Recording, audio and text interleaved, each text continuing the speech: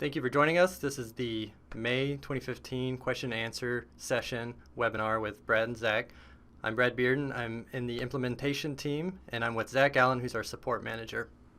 One of the first things we're going to talk about is reconciling accrued purchase receipts. That question has come up many times before, so we thought we'd address it here briefly as well as we can. To understand how to reconcile accrued purchase receipts, we need to first understand what an inventory receipt does. When receiving inventory, it creates a debit to the inventory asset account and a credit to the accrued purchase receipts account. In the example below, you can see a $750 receipt will debit that inventory asset account and credit accrued purchase receipts. The footnote at the bottom there, inventory receipt of goods with or without purchase order, is important to understand.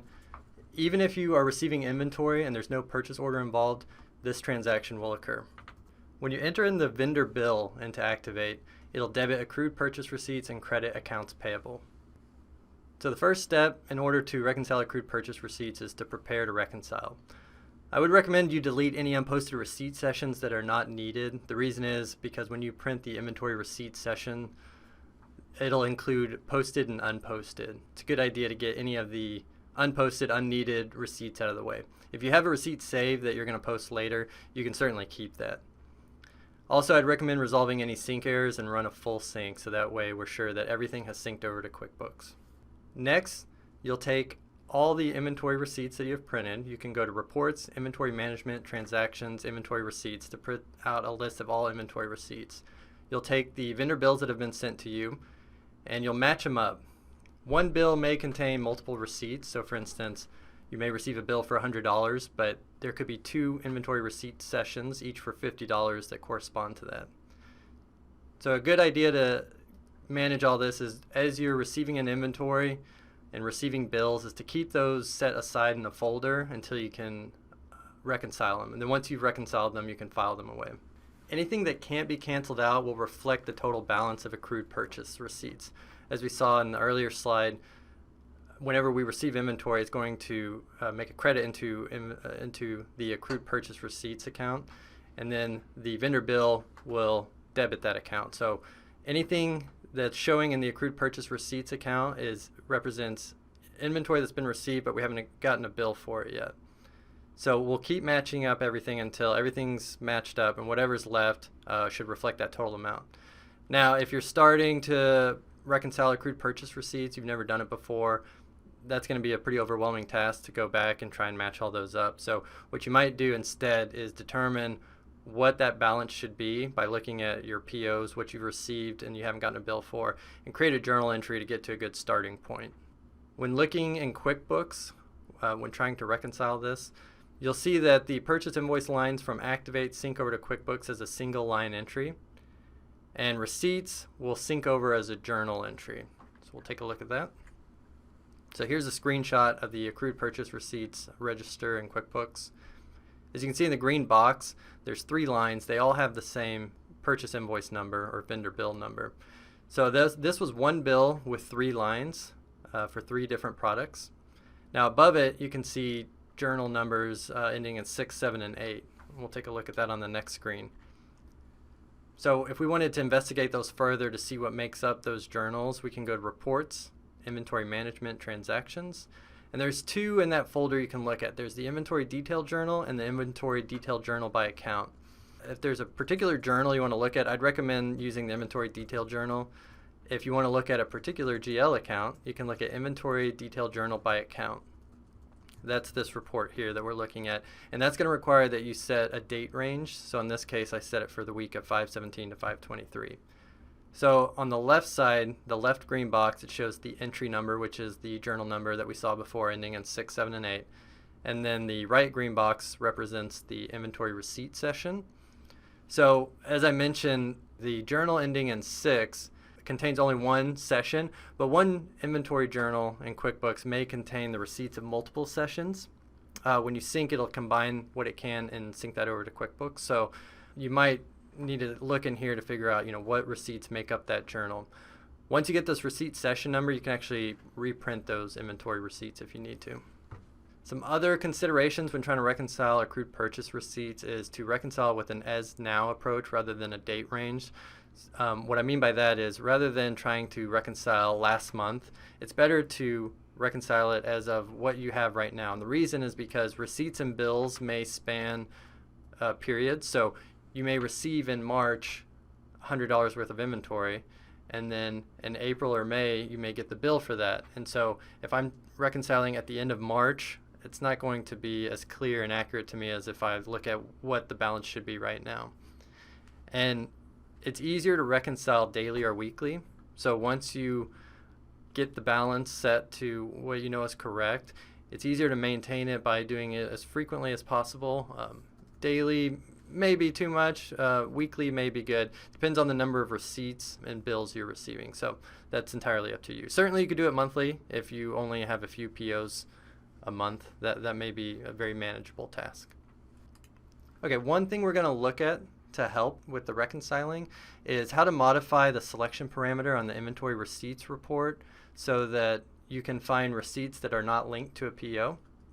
So first I'll go to File, Configuration Management, and then I'll go to the Reports section, Reports Catalog, and then under Inventory, Transactions, Inventory Receipts. Now in the Selection Prompts tab, these are the prompts you see when you go to print the report. There's different filters. I want to add in something though here. I'm going to click Edit, and then this will open up the database views that make up the report. So as I expand these, I can see all the different fields that are in that database. Now these may not necessarily be in the report, but they can be used as a filter to filter the results. So in this case, I want to go to INV transaction, and there's a field called PO number. So I'm going to hit select, and then when I click out of that field, it'll fill in the rest. Now this is the prompt name you'll see, so I'm going to make that look nice and call that PO number. I wouldn't change the type. Usually it defaults to the correct type. So we're going to hit save on that. And we'll take a look at that. So now when I go to Inventory Reports, and I go to Transactions, and I want to reprint those inventory receipts like I mentioned earlier, I have my two filters that already existed, and then here's the new one that I added in. So if I were to set this to be equal to and I leave it blank, it's going to print all the receipts that do not have a PO. So if a receipt has a PO number associated with it, the receipt was done from a PO, it'll appear in this header information. It'll actually say PO number, and it'll reference the PO number. But in this case, these will be all the ones that don't have a PO. This can help identify some of the entries into accrued purchase receipts that aren't being cleared out by vendor bill. Now let's take a look at that again, because there's another question that has come up before regarding those selection parameters. So another question is, how do I search the stock on hand report to find all the items that have a negative quantity on hand? There's a number of ways you can do that. You can use an Excel query, but if you want to use our existing report, you can come to Inventory, Warehouse, and then Stock on Hand. And again, we'll go to the selection prompts. Here, I want to go to Product Warehouse Summary and Quantity on Hand.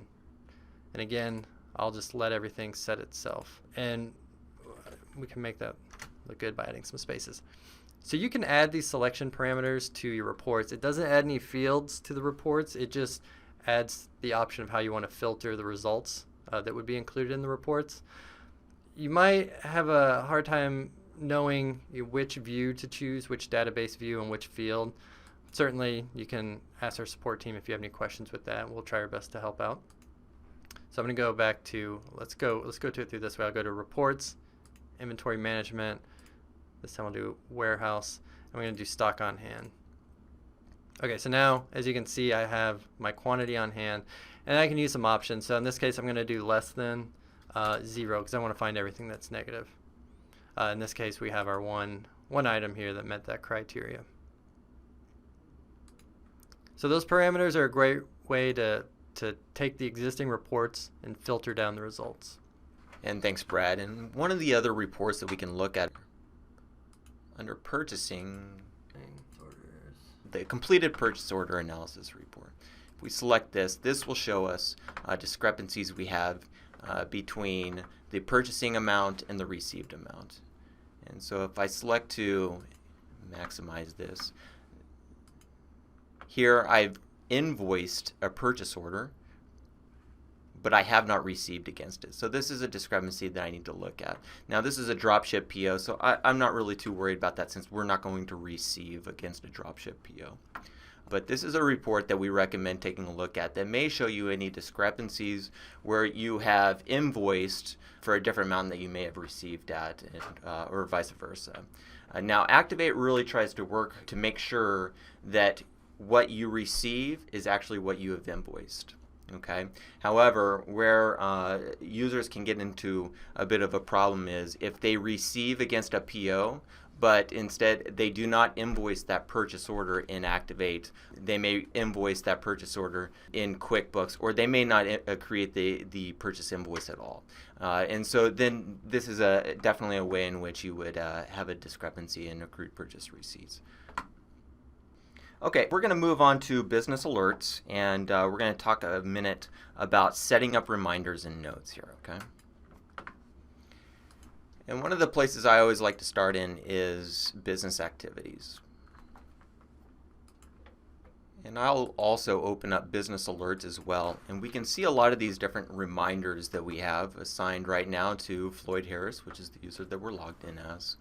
On the Reminders tab, we see the different types of reminders or notes that we have showing up here. These we can access by simply just double-clicking on them. I'm going to start with this business activity right here. This will open up the related business activity. And on the Notes tab, a note was added here. Can you help with this overdue order? It is assigned to user SYS. Here's the follow-up date. Okay. And I'm just going to go ahead and select to add a new note here. I'm just going to select any business activity. I'm going to go to the Notes tab. I'm going to edit, and I'm going to create a new note here.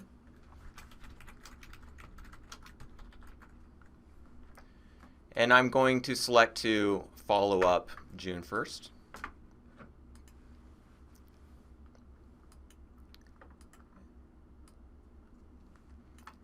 And I'm going to assign this to myself just so we can view it for the webinar. But keep in mind, this is a great management tool in the event that you would like to assign out work to coworkers. And I'll save this here. Now, when I select to refresh the notes here, I am going to see the new note that we have. Notice that the due date is set to June 1st. And these are currently ordered by the due date, okay? So you can work these in a specific order. You can also filter these by the type of note that we've created here. So if we select to filter by activity, we will now see our two notes that we have for the specific activities ordered by the due date. All right, let's try one for a sales order real quick here. I'm just going to open up an existing sales order here. We're going to go to the Notes tab.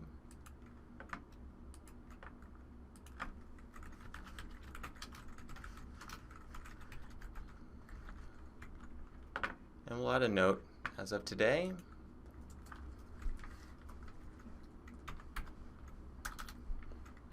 And it's possible these are being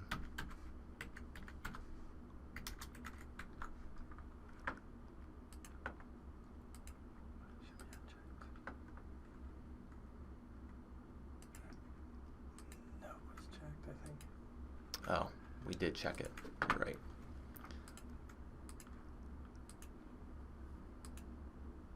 All right. We'll go back to our business alert screen here, and here's our sales order here.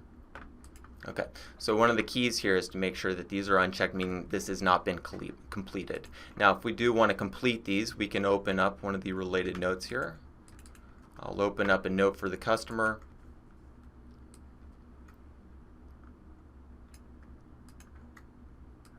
And we can complete these.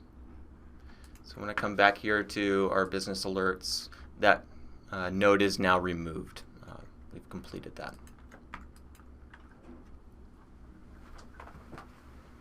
Okay, and we've got a question regarding offsetting transactions or making some corrections to posted transactions.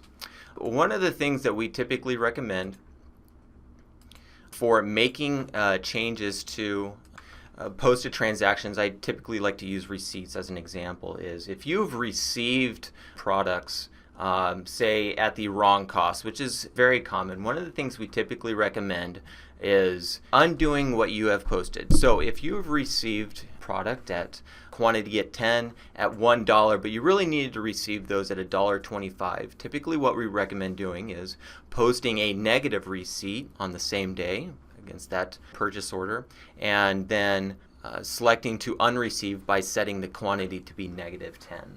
Now, once you've done that, you have now set the full received quantity to be 0, and now you can post a new receipt transaction to now bring in the unit cost at $1.25. That same thing goes for inventory adjustments as well. If you have adjusted 5, one of the things you can do is, in the event that you actually needed to adjust 6, you can handle that 2 different ways. You can select to adjust back in 5 if you would like to, if you needed to change the date or something like that, and then change the date and then now adjust out 5 for the proper date as an example of that.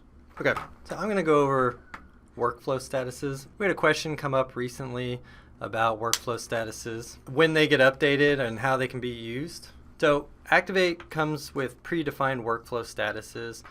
A user can modify those and can create new workflow statuses, and we'll take a look at that in a second. When creating the custom workflow status, though, you have to choose from a predefined list of status codes, and those status codes determine how those workflow statuses are used. So as you can see here, when picking, if the workflow status code is in, when you do a batch pick ticket print, it'll pull all the orders that have a workflow status other than that in, because in means not ready to pick. Then after you print the pick tickets, there's a confirmation step, and it'll ask you what you want to set the order workflow status to be. You can choose from the options that are I, which means pick in progress. Also relating to picking and packing is the packaging status, which is K. And so when you prepare shipments, this is for anyone who's using Packaging Manager, when you prepare a shipment, any orders that are included in that shipment will change to the K option, which by default is packaging. We'll take a look at that here in a second. And then after you package and ship the item in Packaging Manager, the order will get marked as shipped. Now there's also some configuration that can be done with EDI. Here I gave the examples of 940 and 945s, which is a warehouse shipment order. So if you're working with a 3PL and you send your orders to a warehouse, the workflow status on sales orders will be updated, and then when they send back the shipping information of what's actually shipped, which is the 945 transaction file, once we get that imported in, it'll mark the order as shipped. When you're invoicing, once you've invoiced the order, it clears the workflow status. So let's take a look at how these look in Activate. So to get to the workflow statuses, we'll go to File, Configuration Manager, and then under Sales Order and Workflow Status. So here I have the ID, which this can be anything. It has to be unique though. So in this case, I'll just add a T. It doesn't necessarily mean anything. It's just a unique code for it. And so I'm going to add something that's similar to pick in progress. As an example, maybe we'll do, we'll just do picking in second warehouse. And then, so here's the status code that I'm talking about. You can add whatever you want for the description of your new workflow status, but you must choose from this list. And so these codes, again, this will determine how this workflow status gets updated automatically. So I want this to be related to my picking, and so I'm going to choose I for in progress. We'll go ahead and save that. Now we're going to close Configuration Manager. So now when I go to Sales and I do print pick tickets, again, I mentioned in that slide that it'll print any workflow statuses that do not have that in workflow status, which is not ready to pick. So I'll hit OK. This is going to print all the pick tickets it can that's ready. And let's say I go ahead and print these out to my printer. When I close this, here I have the option of setting the workflow status to be something else. So originally there was just pick in progress, but I just added that second one called picking in second warehouse. What you would do is, since I printed all these, I can set it to be something and I'll hit finish. Now when I look at any order that was included in that, we'll just grab one and see. Well, this one was over the limit, so it was excluded. But another way those workflow statuses can be used is I'll go to the alerts section here and I'll click on sales order management, and we want to see for everybody. Now you can see I have this workflow status column, and quite a few were included. These are all the ones we just printed. They've just been marked as picking in second warehouse. Even if you're not batch pick ticket printing, these can still be useful if you kind of deal with orders on a one at a time basis rather than doing things in batch. You can manually change the workflow status. So printing it directly from the order is not going to automatically update that workflow status, but maybe a salesperson takes the order, they can mark this as ready to pick, they can save it, and then you might have a particular computer in the warehouse that is set to where they open up business alerts and they can look at just only orders that have a workflow status of ready to pick. Or, like I said, they may just open this up, print the pick ticket from here, and then manually change it to the next step for the next person to handle it. So the workflow status, it can be used, it has some automation when you're printing the pick tickets. Again, when we go through packaging manager, if I prepare shipment, it's going to set the workflow status to packaging, and then once that shipment gets shipped in packaging manager, it's going to mark it as shipped. Either way, no matter how you use it, it can be a useful tool. Like I said, you can feel free to go in there and change them to be whatever you need. We actually have an article on our help site that outlines the different codes and what they mean. So if you're not sure what pick in progress or packaging, things like that, what those codes represent, I definitely check out that article. We had another question about creating different units of measure. We've gone over this before, so I'm not going to go too much in depth. I think we have some good resources on our help site, but I know it's helpful for everyone to see it. So I had created a product called Crate, and Crate is stocked in the stocking unit of Crate. And I created this today, the stocking unit of Crate. So there's no relationship set up for the sales or purchasing unit. So right now I can only stock it, sell it, and purchase in Crate, but I want to change that. One thing to consider is that the stocking unit, once you set that and you create inventory transactions, either you receive inventory or you're selling, you can't change that stocking unit, because the stocking unit is how the cost is calculated and represents all the quantities on hand. But you can at any time change the sales and purchasing unit and packaging unit. So in this case, even though I stock it in Crate, I want to, maybe I purchase it in a much different unit. So I'll go to sales orders. I'm going to go to inventory. So I'll go to inventory, units of measure. And when setting up new units, what I like to do is think of in terms of the stocking unit. So our stocking unit is Crate. So I want to come here, and here I want to set up units related to Crate. So again, I probably won't go through all of these, but the two most common that I see are standard and product specific. Standard is going to be, there's always 12 in a dozen. There's always 12 eaches in a dozen. A product specific might be there's 10 eaches in a case for one product and 12 eaches in a case for another product. So in this case, I'm going to actually set product specific, and it's going to say there are 10 Crate in we'll say a box. It's a big box. So we'll save it. Okay, so now I come back down here to Crate. I can see there's 10 Crate in a box. Another thing is this discrete column here, and it actually gives you an explanation of what that means. But when selling, if that's selected, it's going to round it off basically. So I couldn't sell 1.5 crates. I can only sell 1 or 2. Okay, so now we're going to go back to my product Crate. Okay, so I set up that relationship.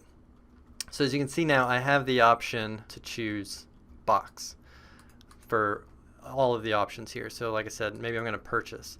Now since I chose product specific, I mentioned that it really depends on the product. Even though I put in a number, that defaults here, so I put in 10. So that's defaulting here. However, I can certainly change it, so maybe 10 is a good starting point, but I know on this one I actually get 9 when I order a box. And I can actually change it from sales to purchasing, so I can have different units depending on how I want to do it. But in this case, I think I just want to leave that as crate. Now, if there's additional units, so these are the defaults here, the sales and purchasing unit. So when I create a new purchase order, it would default to this box of crate, or I'm sorry, it would default to box, which when I receive it in, will convert it to 9 crates. But maybe there's other units I deal with it in, and I can set those up down here. I don't have I only created a relationship between box and crate, but if I had set up others, I can set them in here. So there's still options on the PO, but these are just the defaults that you're choosing. So there was a question that came in. It said, where do you make the journal entry? Trying to reconcile accrued purchase receipts. So the answer to that is cost of goods sold. And we actually have an article, if you go to our help site and look up accrued purchase receipts reconciliation, it'll go through everything I talked about, but it mentions in there that the bill updates the receipt. So as an example, if I receive in an item at $10 today and I sell it, cost of goods sold, it gets calculated. And then I receive in the bill, and let's say the bill is at $12, that will actually update the receipt to also be 12. So if you have inventory that you've received without a bill, or you have all these transactions, you'll need to get it down to what you received in that you haven't gotten the bill for yet, that you're going to get a bill for. If you know you're not going to get a bill for it, you should make an adjustment for that. But the adjusting account would be accrued purchase receipts and cost of goods sold. So there's a question, is how can we use the picking workflow if you're using 3PL? With picking, the 3PL is handling the picking. I know we don't have a whole lot of customers using 3PL right now. So the 3PL warehouse is, you're taking the orders to activate, and then you're exporting out those orders into a file, pretty standard file that the warehouse will then import in, and that'll tell them what they need to pick, and then they'll turn around and send that back. Like I mentioned, when exporting out those orders to send to the 3PL warehouse, the third-party logistics warehouse, we can have the workflow status update to something. What I've seen typically is just a workflow status of something like sent to warehouse or in picking or something like that. But since you're not handling the picking yourself, that's really it. And then once you get that information back, it's going to set it to be shipped. I'm going to hand this off to Zach now. Okay, great. I wanted to touch on synchronization, how the synchronization works. We actually have a webinar on the QuickBooks integration and some synchronization options, but we had a couple customers that asked a few questions regarding the synchronization, setting closing dates, and really just how the synchronization works with QuickBooks. So first, let me just touch on setting closing dates. One of the things that we see a lot in support is someone in the office, the bookkeeper or accountant will set the closing date in QuickBooks, and then someone else at some point in the future will run a synchronization. And where that can cause a little bit of a problem is when you set the closing date in QuickBooks, Activate doesn't know that the closing date is set until you run the next synchronization, at which time the closing date is then saved in Activate, and then we block any posting of any transactions or invoices on or before the closing date. Now, if Activate doesn't know that closing date has been set, users can continue to keep creating transactions on or before the closing date. And the next time you run a synchronization, users will then start receiving journal synchronization errors regarding the closing date. And that can create a little bit of a problem for the simple fact that someone is probably going to have to contact the support team, and we can assist with trying to remedy those situations. So one of the things that we recommend is making sure that anytime someone changes the closing date in QuickBooks, prior to doing so, you run a synchronization and make sure you've cleaned up any synchronization errors at that time. Once you have a clean synchronization, go ahead and set the closing date in QuickBooks and then run another synchronization to pass the date over to Activate. And at that time, you can continue doing business normally at that time. So let's talk real quick about how the synchronization works as far as the details of those processes. So anytime you run a synchronization, what takes place is the sync tool will look at all records that are passed between QuickBooks and Activate by using internal IDs and transaction dates, or a lot of times updated timestamps. Okay, so since the last synchronization, last successful synchronization, when you run a sync, all transactions, invoices, customers, purchase orders, or purchase invoices, journals, and payments created in Activate will be pushed over to QuickBooks. Now, if the last successful synchronization took place within the last 24 hours, we will load everything that has been created or updated in Activate in that last 24-hour period. This goes with anything that's been updated in QuickBooks in that last 24-hour period. So the rule goes, anything that has been created since the last successful synchronization, or has been created within the last 24 hours, if you've run a synchronization in the last 24 hours, will be included in the synchronization. Okay? So if you have upgraded QuickBooks, which can tend to update all timestamps on many or all records, your next synchronization can take a long time because timestamps on all your records in QuickBooks have been updated, and so the synchronization tool is looking at all previous transactions. So within 24 hours, your synchronization time should return back to the normal 30-second, minute, 2-minute time it typically takes. Okay, let's talk about inventoried versus non-inventoried items. So inventoried items, your typical products, be it assemblies or just products that you sell to your customers, are received into a warehouse.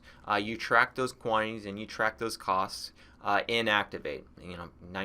95% of all the products for all of our customers are traditional, typical inventoried items. We have a lot of questions regarding non-inventoried items. When to use non-inventoried items, or when to set up an item and set that to be non-inventoried, even though you may carry some inventory in your warehouse. And what we look for is items in which may be used in an assembly, or you may sell something, but you don't necessarily need to keep track of every single quantity. So we think of little things, tags or little bags, or nuts and bolts and screws, or things like that, where you may sometimes just purchase a large quantity of those, but you don't necessarily want to keep track of all of the transactional history of those items. So typically we will mention, create a non-inventoried item for those specific parts, and that way you don't have to worry about receiving those into a warehouse. You will just simply purchase those from your vendor, and then you will just manage those in your warehouse. When you do purchase those, Activate will use the product class's cost of goods sold account as the expense account. Okay, so do keep that in mind, that we still use that same cost of goods sold account, which you will find in Configuration Manager for each of your product classes. All right, one question that's been coming up, seems more recently, is we have a lot of customers who don't, or Activate users who don't, maybe originally didn't have to charge tax to their customers, but as they've grown or things have changed, now they're charging tax. And so the question that comes up is, how does the tax settings work in Activate? Specifically, you might have noticed there's a tax code on the product window, on the customer window, and then we have something called a tax category. So if we go back over to Activate, we'll take a look. So we'll use this product that we have up on the screen, Crate. So here we have a tax code, and the options are tax or non-tax. And what I tell customers or anyone who's using Activate is that if you think you might ever, even just once, charge tax on a product, we should set the tax code to be taxable. And the reason for that is because, as I mentioned, the customer has a tax code, and that tax code is really the deciding factor on whether or not tax gets charged. So for example, this product is listed as taxable. If I try and sell it to a customer who's set up as non-taxable, no tax will be charged. So let's go ahead and close this, and we'll look at the customer window. We'll choose our customer ABC. And there's a tab here on the left that says Tax Info. And here you see that this customer is listed as taxable. So again, what that means, if I add a taxable item to a sales order for this customer, tax will be charged. And of course, if the item's non-taxable, that item doesn't get taxed. Now, I might as well also have customers that are non-taxable. So again, I'd maybe recommend setting all your products to be taxable, and then at the customer level saying, will we charge tax or not? Now what we see on the tax info tab is just the tax code of whether or not we should charge tax. The question of what tax rate do we charge is determined by the tax category. And so that's on the Ship To tab. And the reason for that is because you may have one customer that has multiple shipping locations. That could be in different states, cities, even countries. So the amount of tax you might charge depends on where you're shipping it to. The tax category is actually set up in QuickBooks as a tax item or a tax group. We have an article on our website that actually links to a QuickBooks article that breaks down the two, but basically you can create a tax item, which is just saying this will be an 8% tax item, or you can create a tax group, which will be made up of all the different jurisdictions that make up that 8%. So you might have 5% to the city and a certain percentage to the school district, etc. So all of the tax is actually set up in QuickBooks, and then after sync, you'll see those options available, then activate. So here, the Ship To location of Fort Worth is using the tax category of Fort Worth. And their main Ship To location is in Dallas. So when I click on that, it actually doesn't have a tax category. So I'm going to go ahead and set that. I'm going to set that to be Dallas. So each of those have a different rate. So when I create a sales order now, and I'm going to add crate to it. And I didn't have it stocked in this warehouse. So I'm going to add crate. At the bottom here, what we see is once we've added crate to the sales order, you see at the bottom that the tax location is Dallas, so the rate is 6.75%. If I change it to be Fort Worth, it's going to change it to be the tax rate of 8.25%. So again, it's going to default based on the Ship To location, and you can do what I just did, which was manually override it. So when I created this, the Ship To location was set to be Maine, which is the Dallas location, which is why we were seeing Dallas here. Any changes to rates, as I mentioned, would be done in QuickBooks. Now, one thing that could be considered is maybe for your tax-exempt customers, rather than just setting them to be non-taxable, another option might be also to create a tax item or group in QuickBooks that'll sync over as a tax category, and you could call it exempt with a 0% rate. And the reason you might want to do that is just to kind of future-proof things in a way, because maybe the customer, for instance ABC, will open up another location in an area that's taxable or not. So again, I may have customer ABC and their tax code is taxable, but they have one location that we'll charge tax for, and so we'll give it the Dallas tax category, and then another location which is exempt, so we would give it the exempt tax category of 0%. That way, even though they're listed as taxable, there's no tax charge for that one location. Let's take a look at a couple other things here while we can. So let's see, let's go back to the customer window. I'll bring up ABC again. One question that has come up before is relating to marketing codes. So what a marketing code is it's a way to identify how a sales order came to you. We'll look at the customer first. On the sales tab, you can actually enter in a marketing code. Now the marketing codes are created in Configuration Manager. So I'm going to, let me close this. Let's go to Configuration Manager, take a look.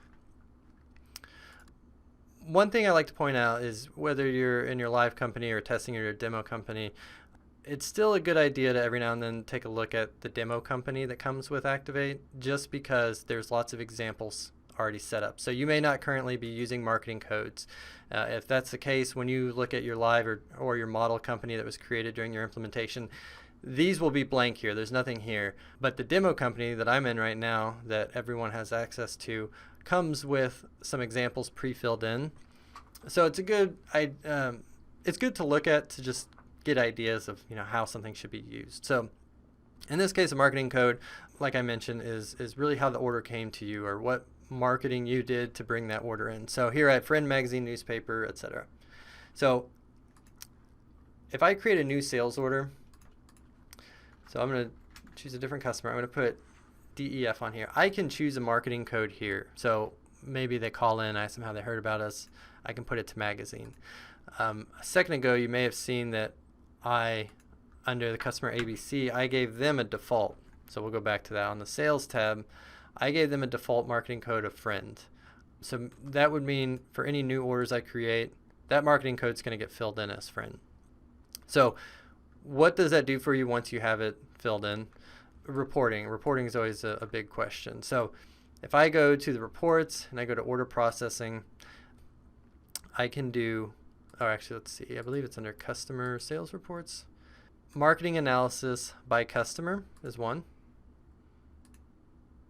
And so here, I don't have anything on that order, so that's why we're not seeing it on here, but it'll list out the ones. So unclassified will include any orders that didn't have a marketing code, but anything that falls within a marketing code. So here we have newspaper, that's going to appear. The other report, there was two actually. One of them, we were looking at the customer sales reports, marketing analysis by customer, but we also have a summary report, which is going to give us just the sum. And as you can see in the preview, it's just kind of a summary graph here that breaks it down as news, uncategorized. Okay. So that's how those are used. Now, another kind of jumping off of the reporting question, we do get a lot of questions about reports, and I'd like to touch on that briefly. Activate is a SQL database. It uses a SQL database to manage all the information. And so for that, we use Crystal Reports. And Crystal Reports is a reporting program that's designed for databases. All our reports that you see in Activate are designed in Crystal Reports, and you can view them because Activate comes with the Crystal Reports viewer. However, we don't have Crystal Reports is an SAP product. It's a separate product. We don't actually sell that. If you wanted to create your own or modify reports, you would have to purchase Crystal Reports. If there's changes you want to have made to a report, contact our support team and they'll work with you on a solution, whether that's us doing it as billable work, or there's consultants we work with who write reports, so they're, depending on the volume, they may be a little bit more efficient. So the gross profit on each, it sounds like each shipment is what it's looking for. It sounds to me like, and hopefully I'm understanding this question correctly, but they just want to see the gross profit on an invoice. So under order processing, we have product sales reports. We also have invoices. Maybe let's take a look at the invoice register first. So the invoice register is going to give us, that's going to give us the invoice total. So that's actually doesn't have the gross profit. That can be done through modifying a report to include the cost of goods sold. As I mentioned, the modifications can be made to the report. If you want to look at it at that level now, we do have product sales reports. If you're interested in seeing it by a particular product, you can do the product by product class report, and that will give you a margin based on the product. It'll group it, as you can see on the left, by the product class, and then below that you have each product, and you'll see the quantity, the amount, and cost. This is going to be based on, the sales period. So I have it on all. It's going to be everything to date. If we didn't get to your question, you can go to our help site, help.activate.com. You can click on the support request, which is highlighted in the green box here, and create a support request, which will come to one of our support representatives who will then get back to you with an answer. Thank you for joining us today on this question and answer session with me, Brad Bearden, and Zach Allen, our support manager, and we look forward to meeting with you again. Thank you.